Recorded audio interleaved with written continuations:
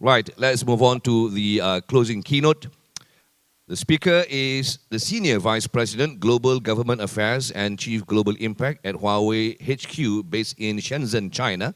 She is leading the company's global impact on society's initiatives, advancing partnerships with governments, NGOs, and international organizations, and covers topics on sustainability and business ethics, women in tech, and digital inclusion. She is also the former vice chair of the Alliance of European Telecoms and Automotive, and she once served as a member of parliament in the Netherlands. Ladies and gentlemen, for the closing keynote, technology for the Great Reset, driving sustainability innovation for an inclusive, sustainable, and intelligent future. Joining us virtually, the Senior Vice President of Global Government Affairs and Chief Global Impact at Huawei, Mrs. Afke Schaart. Over to you. Thank you so much, and a pleasure to join you today, although virtually, but I hope that I'm able to come and visit your beautiful country very soon. I will talk today about, the effects of sustainability on impact and economic and social welfare. So I work for Huawei, and I'm based in Shenzhen, China. And I cover indeed all the topics around sustainability, impact programs, and tech for good. But also we are very engaged in the region, in the Asia Pacific region, and very happy to be able to also help, bridging the digital divide and to help with technology to create a better life.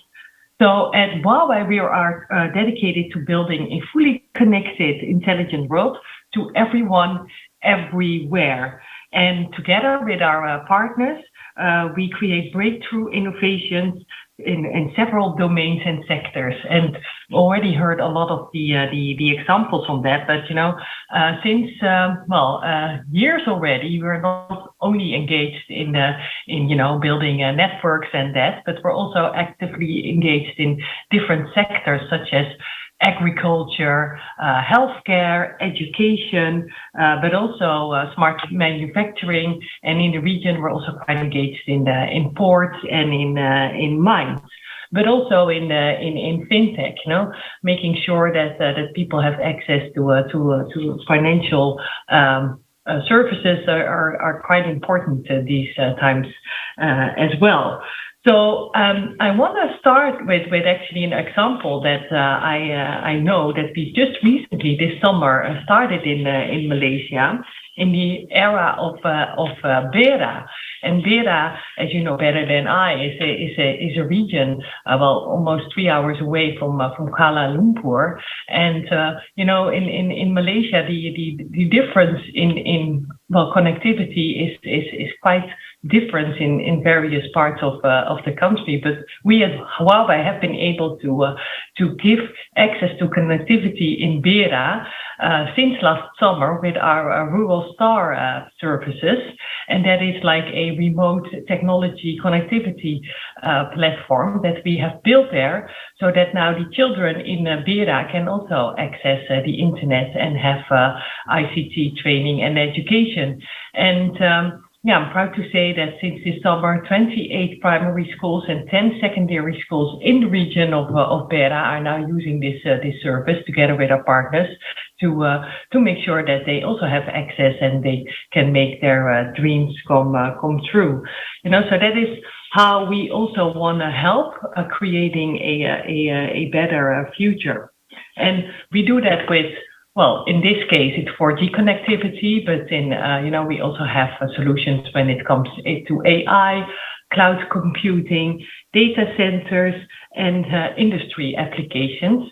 I've just come back from a trip to Europe, where I've seen myself in action a project that we're doing with drones in Austria, in an area close to Vienna, where drones are used to monitor crops and to also see if there are insecticies and if the water needs to be used to water the plants.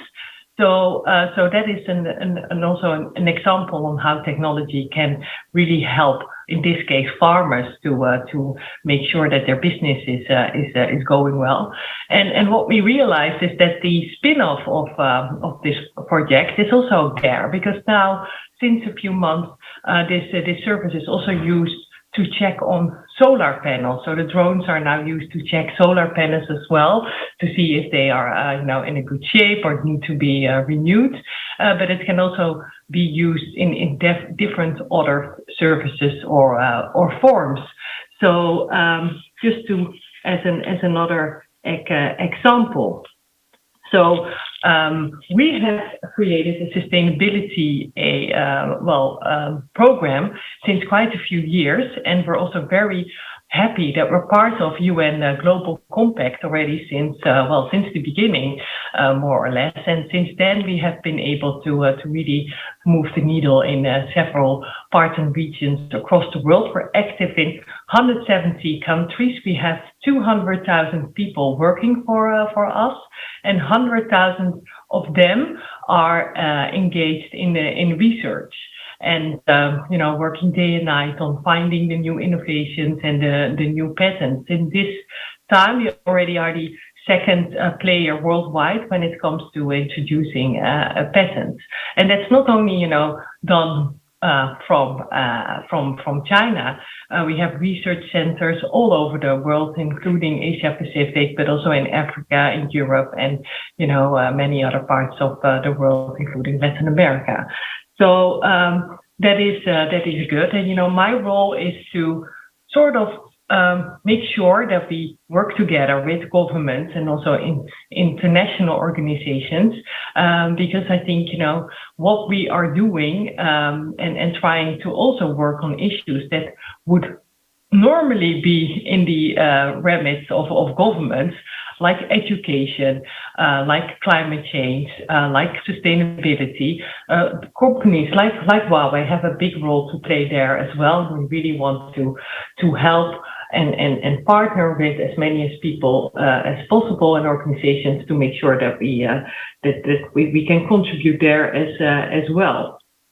So and for that, I'm also quite happy that we have recently launched a program specifically for women, a Women in Tech program. So that is something that is quite new within Huawei. We started that in 2019.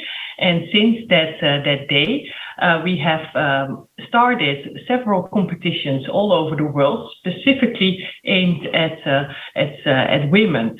So it's a female app developers competition, because a lot of the apps that are out there in the app stores of the different phone systems are very gender biased, and that we need to change, and we need more women to be part of the ecosystem too.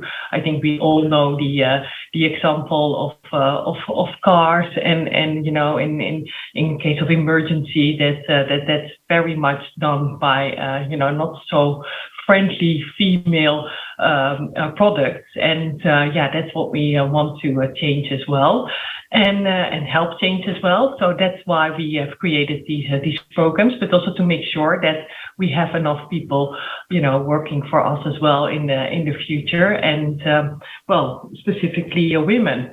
But I have to say, I think in Asia Pacific, it's going quite okay. Also, when I look at my company and the colleagues that are working with me.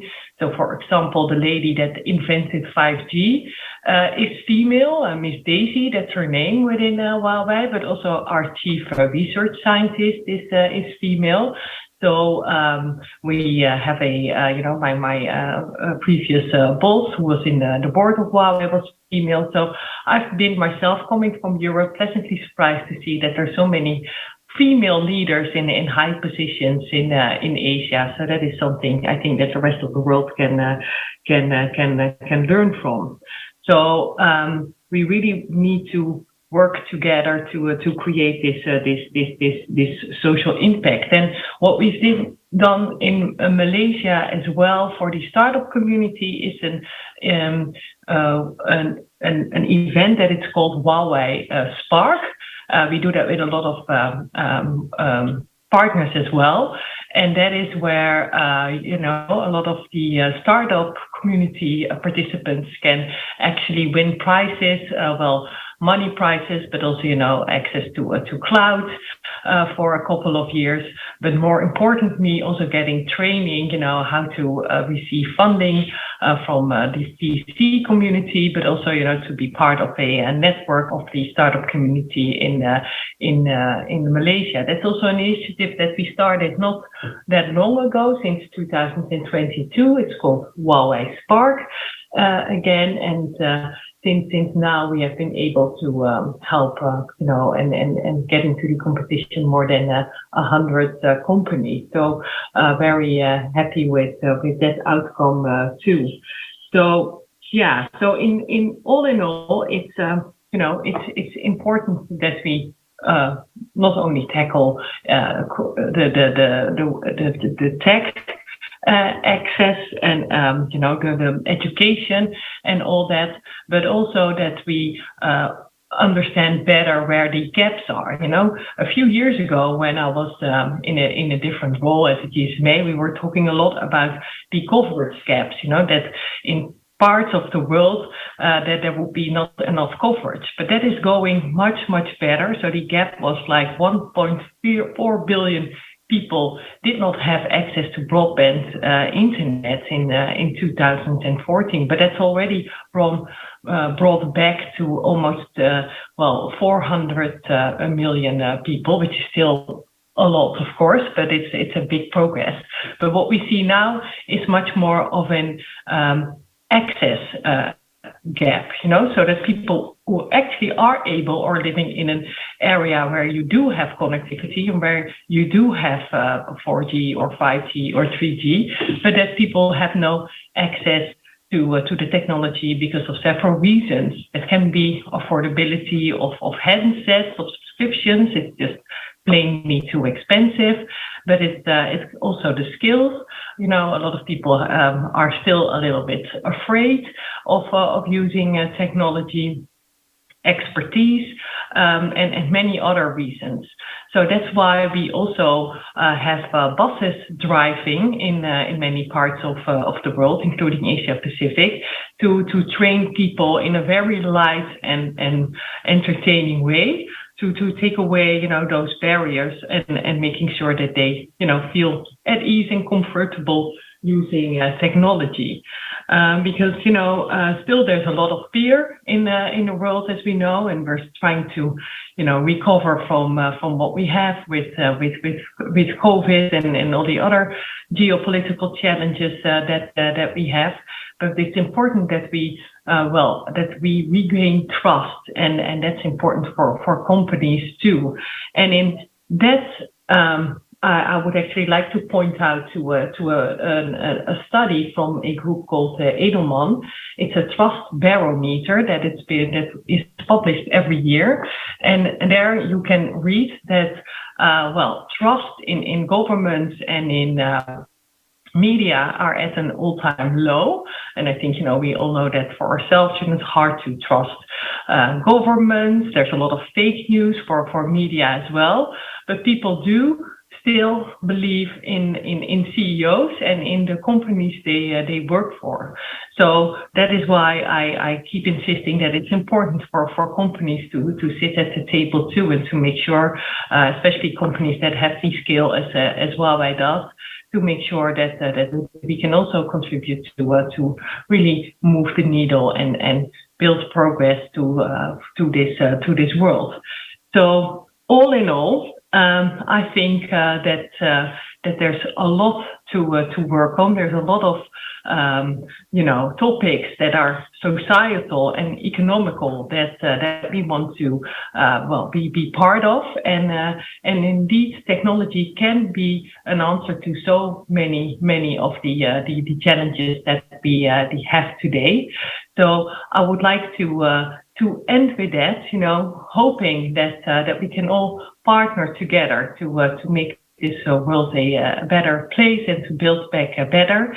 I want to thank the United Nations Global Compact for their fantastic contributions to making the world come together already since long. It's been really important for us at Huawei to make us go into the right direction and to also, to educate us, especially, in 15, 10 years ago, to make sure that we are also, empowering others to do the right thing. So thank you so much for that. And thank you for the Malaysian network for organizing this fantastic event. And I will definitely hope to see you next year in person at your event. So thank you so much. Have a fantastic day and hope to see you soon. Thank you, Afke. Ladies and gentlemen, a round of applause for Mrs. Afke Schaart. Thank you, Afke, for your closing keynote. Well, with that, ladies and gentlemen, we have now come to the end of our Go ESG ASEAN 2022 Summit. Let's give all of you a big round of applause. And before I officially end this summit, let's give a very big thank and a round of applause as well to all our sponsor partners and our supporting partners. Of course, our sponsor partners, they are Sarawak Energy. Please join me in a round of applause. Bounced Technology Sdn Bhd, a member of Bounced Group, Bursa Malaysia Berhad, Duo Pharma Biotech Berhad, Jentayu Sustainables Berhad, Smith and Nephew Operations Sdn Bhd, Tata Consultancy Services, TCS Malaysia, Press Metal, Port of Tanjung Pelepas, PTP, and Capital Markets Malaysia. Thank you so much for supporting the Go ESG ASEAN 2022 Summit.